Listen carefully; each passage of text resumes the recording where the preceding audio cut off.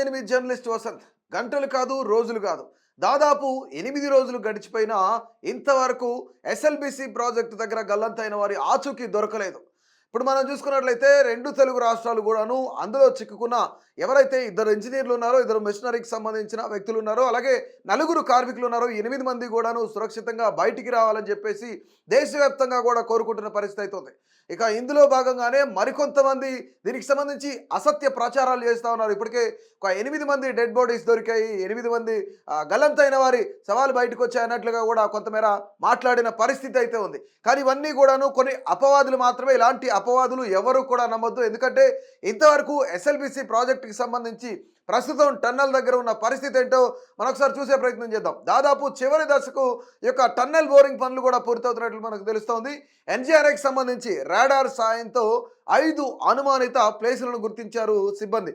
కానీ ఇక్కడ మెత్తటి ప్రదేశాలను గుర్తించింది. అందులో నిజంగానే అక్కడ చిక్కుకున్న ఎవరైతే కార్మికులు ఉన్నారో, లేదంటే వారి యొక్క బాడీలు ఉన్నాయా అనేది కూడా, లేదంటే అది మానవ శరీరాలా అనేది కూడాను ఇంతవరకు చెప్పలేని పరిస్థితి. ఎందుకంటే రాడార్ సాయంతో గుర్తించిన మెత్తటి ప్రదేశాలను మాత్రమే గుర్తించారు.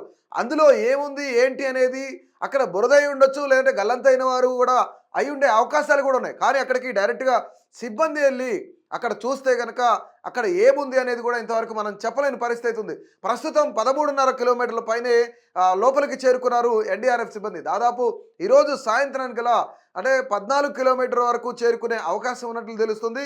టన్నెల్లో నిలిచిపోయిన వాటర్ను కూడాను మోటార్ల సాయంతో బయటికి పంపించే ప్రయత్నం చేస్తూ ఉన్నారు.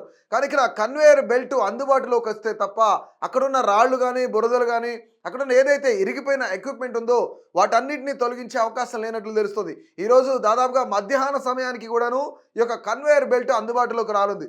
అంటే కన్వేయర్ బెల్ట్ అంటే ఏంటి, అసలు కన్వేయర్ బెల్ట్ ఎందుకు తీసుకొస్తారు అనే దాన్ని మనం ఒకసారి చూసినట్లయితే, ఆ కన్వేయర్ బెల్ట్తో అక్కడ ఏదైతే టన్నల్ కూలిపోయిన ప్రదేశాల్లో రాళ్ళు, పెద్ద పెద్ద రాళ్ళు, అంటే మిషన్ల సాయంతోనో మనుషుల సాయంతోనో తీయలేని ఈ యొక్క రాళ్లనన్నింటినీ కూడాను ఆ కన్వేయర్ బెల్ట్ ద్వారా తీయొచ్చు అని చెప్పేసి అక్కడున్న అధికారులు చెప్తున్న పరిస్థితి ఉంది. దాదాపుగా టన్నల్ దగ్గర వైద్య బృందాలన్నీ కూడాను, అలాగే అంబులెన్సుల సాయంతో సిద్ధంగా ఉంచారు అక్కడున్న అధికారులు కూడాను. అంటే టన్నల్ నుంచి ఎప్పుడు అక్కడ చిక్కుకున్న కార్మికులు ఉన్నారో వాళ్ళందరూ కూడా ఏ క్షణం ఎలా వస్తారో తెలియదు. కాబట్టి అటు అంబులెన్స్లను, తర్వాత వైద్య బృందాలను కూడాను దాదాపుగా అక్కడ అధికారులు ఉంచిన పరిస్థితి ఉంది. ఇక టన్నెల్లో చిక్కుకున్న వారి కోసం ఎన్డీఆర్ఎఫ్ బృందం శ్రమిస్తున్నా కానీ ఇంతవరకు టన్నెల్లో చిక్కుకున్న వారి ఆచూకీ దొరకని పరిస్థితి ఉంది. కానీ దీని గురించి అనేకమైన వదంతులు, దీని గురించి అనేకమైన అపవాదులు కూడా వస్తూ ఉన్నాయి. ముఖ్యంగా మనం చూసినట్లయితే కొంతమంది పని కట్టుకుని అక్కడ డెడ్ బాడీ దొరికింది, లేదంటే అక్కడ గల్లంతైన వారు బాడీలు దొరికినాయి అన్నట్లుగా కూడాను కొంతమేర అసత్య ప్రచారాలు జరుగుతున్నాయి. వీటేటిని కూడా నమ్మొద్దు. ఎందుకంటే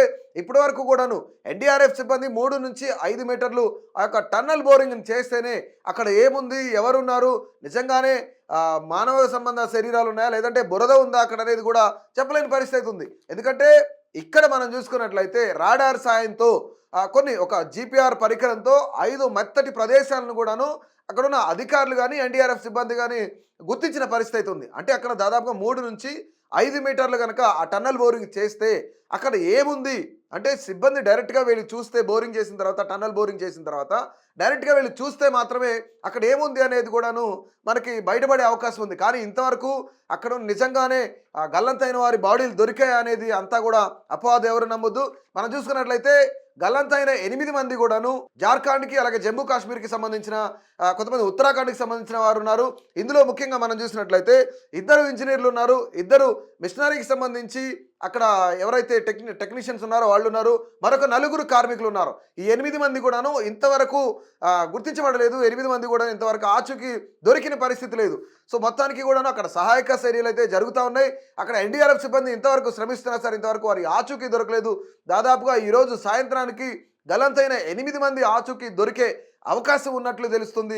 ముఖ్యంగా అక్కడ అధికారులు కూడా చెప్తున్న పరిస్థితి అయితే ఉంది. ఇక మనం చూసుకున్నట్లయితే అక్కడ గల్లంతైన వారు ఏ సిచ్యువేషన్లో వస్తారు, ఏ పరిస్థితుల్లో వాళ్ళని మనం చూస్తాము అనే దానిపైన అధికారులు కూడా కొంత అలర్ట్ అయ్యి అక్కడ వైద్య బృందాలతో పాటు అంబులెన్స్ల సాయం అందుకోవడానికి కూడాను అంబులెన్స్లు కూడాను ఉటౌటిన హాస్పిటల్స్కి తరలించే దానికోసం అని చెప్పేసి అంబులెన్సులు ఏర్పాటు కూడా చేసిన పరిస్థితి ఉంది. సో మొత్తానికి కూడాను 8 రోజులు గడుస్తున్నా సరే ఇంతవరకు అక్కడున్న ఎస్ఎల్బీసీ ప్రాజెక్ట్కి సంబంధించి ఎస్ఎల్బీసీ టన్నల్లో చిక్కుకున్న 8 మంది ఆచూకీ దొరకలేదని కూడా మనకంతున్న ప్రధానమైన సమాచారం.